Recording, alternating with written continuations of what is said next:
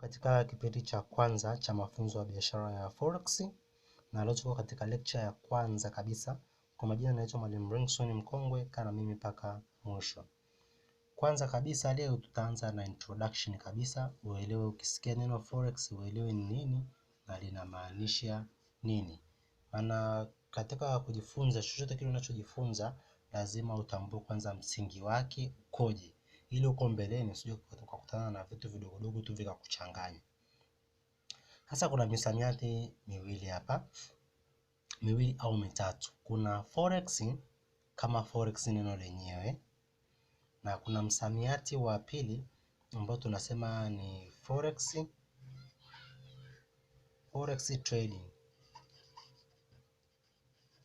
Sawa, huu ni msamiati wa pili. Kuna msamiati wa tatu, forex marketing.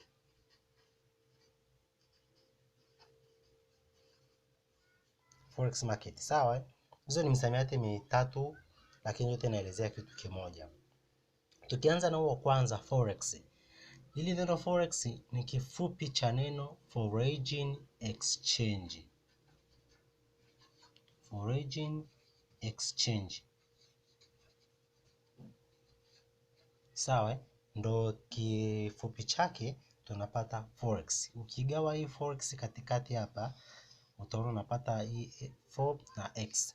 Kwenye hii 4 ndo tumetoa foreign na kwenye hii x ndo tumetoa exchange. Kwa hiyo ukisikia mtu anasema forex, hicho ni kifupi cha neno foreign exchange. Kwa Kiswahili sasa tunasema hiyo ni mabadilishano ya fedha za kigeni. Sawa? Sawa, tunasema foreign exchange. Exchange ni kama kubadilishana. Hiyo inafahamika, ni English ya kawaida. Mtu akisema exchange ni yani kama kubadilisha, unatoa kitu kimoja na kitu kingine. Na tunavyokuja kwenye foreign ni swala la ugeni. Kwa hapa ni mabadilishano ya vitu vya kigeni ukisikia neno forex.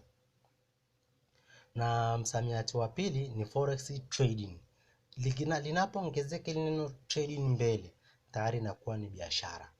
Hapa kwenye forex kama forex tumesema ni mabadilishano ya vitu vya kigeni.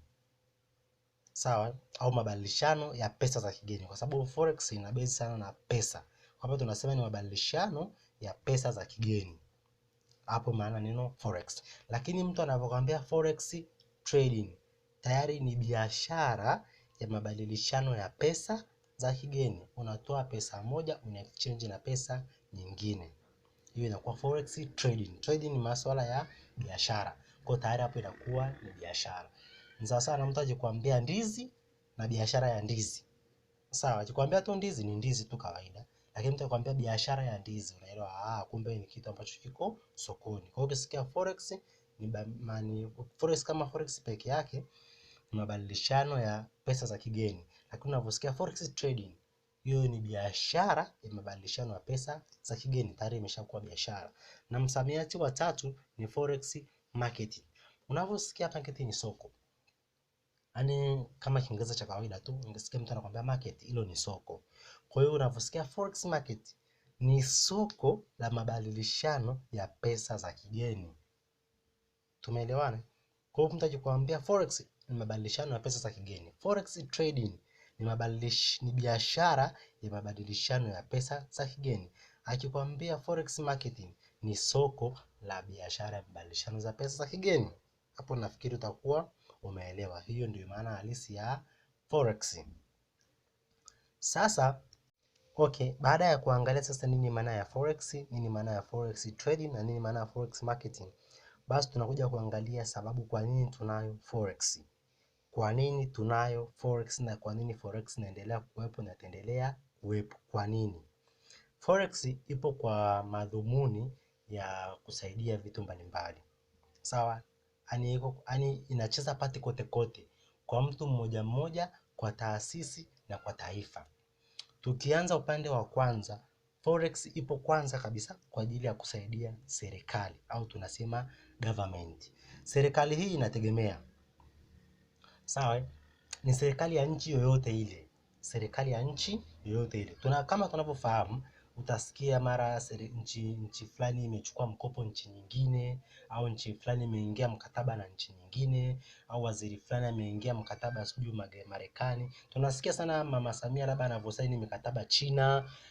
Kwa hiyo hapo forex pia inakuwa inafanyika kwa ajili ya kusaidia serikali, kwa sababu wale wanapowekeza pesa zao kwenye, kwa mfano nichukulie mfano nchi yetu Tanzania, Wachina wanapowekeza pesa zao kwenye nchi ya Tanzania, serikali imeingia nao mkataba, kama ni bilioni kadhaa wamekabidhiwa. Zinapofika Tanzania, zile hela hazisomi tena kwa thamani ya China, zinasoma kwa thamani ya pesa ya Tanzania. Kwa hiyo inavyoingia kwenye benki ya Tanzania, unavyoenda ku withdraw pale, au benki na au serikali inavyoitoa kwenye benki na kuingiza kwenye matumizi yake, lazima iingize kwenye matumizi ikiwa kwenye mfumo wa hela ya Tanzania. Kwa hiyo kile kitendo cha kubadilisha ile pesa kutoka thamani ya pesa ya China kuja kwenye thamani ya hela ya Tanzania, hapo pamefanya forex, hapo forex imefanyika. Kwa utaona forex ina umuhimu pia kwa government, kwa serikali, haijalishi ni serikali ya nchi gani, kwa sababu nchi kama nchi lazima kuna movement za pesa zitakuwa zinafanyika kutoka nchi moja, kutoka ndani na kutoka nje. Ndani ya nchi kwamba wanakuja watalii wa nchi nyingine, lakini wanataka kufanya transaction, wataenda labda benki labda ya serikali, si ndio? Au kuna mikataba nchi inaingia, kwa vitu kama hivyo. Kwa kile kitendo cha sababu unavyoenda kuchukua labda tuseme umeenda kuchukua mkopo, kama rais alivyoenda kuchukua mikopo nchi za watu, wale wanampa pesa kwa thamani ya pesa yao, anavyoleta huku anaiconvert kwa thamani ya pesa yetu ya Tanzania inavyoingia kwenye benki zetu, na pia atakapoenda kuirejesha ile pesa, sawa, atairejesha kwa thamani aliyokopea, atairejesha kwa thamani iliyopo sokoni, kwa sababu kama inavyofahamika kwamba pesa inakuwa ina tabia ya kupanda thamani na kushuka thamani. Kama unavyosikia mtu anakuambia labda dola moja leo ni 2390 na visenti kadhaa, kesho unaweza kashangaa dola moja hiyo hiyo ikawa ni 2400. Kwa hiyo kama serikali labda imechukua hela ikiwa ni 2300, unakuja kukuta ni 2400, lazima urudishe kwa thamani hiyo. Kwa hiyo unakuta hapo ile nchi ambayo mlichukua hela kwao wanapata profit, na vile vile kama sisi tumewapa nchi fulani pesa wakachukua wakafanyia mambo yao, inapokuja pesa yetu ikapanda thamani, watakaporudisha watarudisha kwa thamani iliyopo, kwa mnatengeneza faida. Kwa hiyo utaona hata serikali inajihusisha kwenye masuala ya biashara ya forex, kwa sababu lazima transaction ifanyike, lazima thamani ya pesa ibadilishwe kutoka kwenye nchi moja kwenda kwenye nchi nyingine ili iweze kufanya kazi kwenye nchi husika. Na sehemu ya pili ambapo forex inatumika na ni kwamba lazima itakuwepo tu ni kwenye taasisi binafsi, sawa?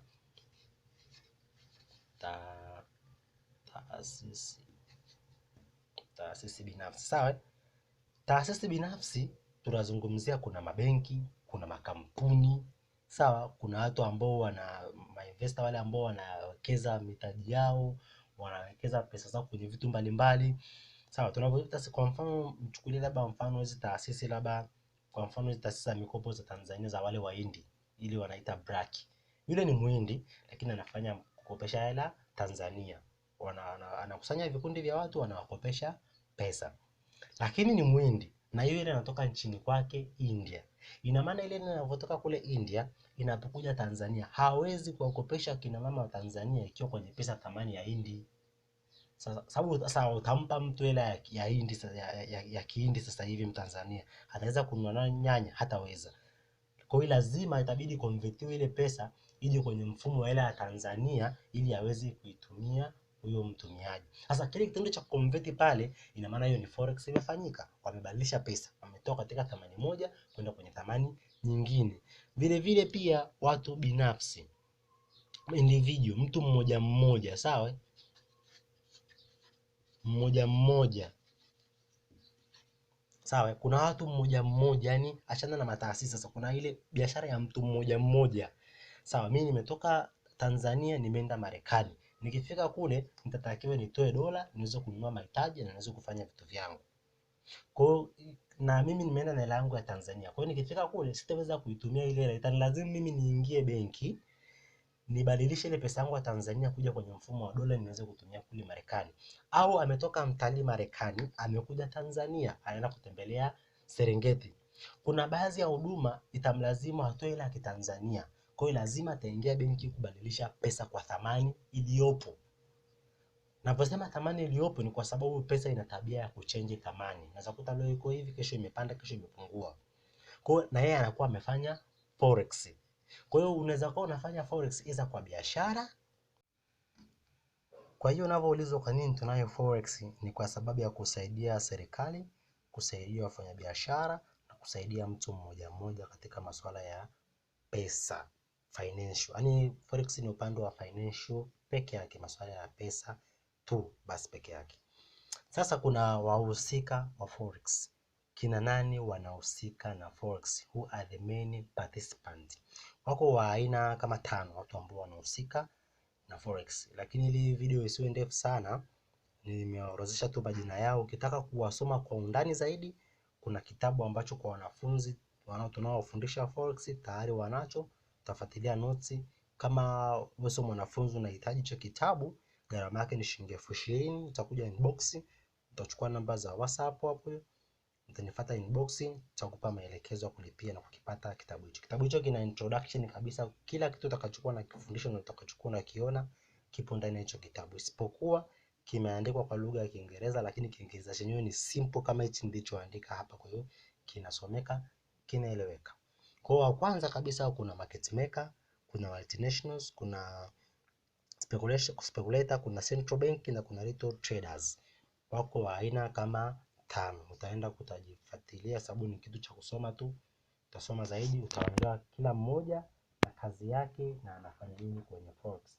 Pia kwenye kitabu utapata vitu vingine kama hizo prices zinatoka vipi. Ukisikia hizo prices zinapanda, zinashuka, hizo price, how did the price delivered, zinatoka wapi. Na pia kwenye hapo kwenye introduction utajifunza wewe unafiti wapi kwenye forex. Na pia utajifunza kwenye notes hapo, utakutana na kitu ambacho itakuwa kinakuelekeza kwamba una trade ku against na nani, wewe unafanya biashara na nani, hiyo pesa unanunua kwa nani na unamuuzia nani.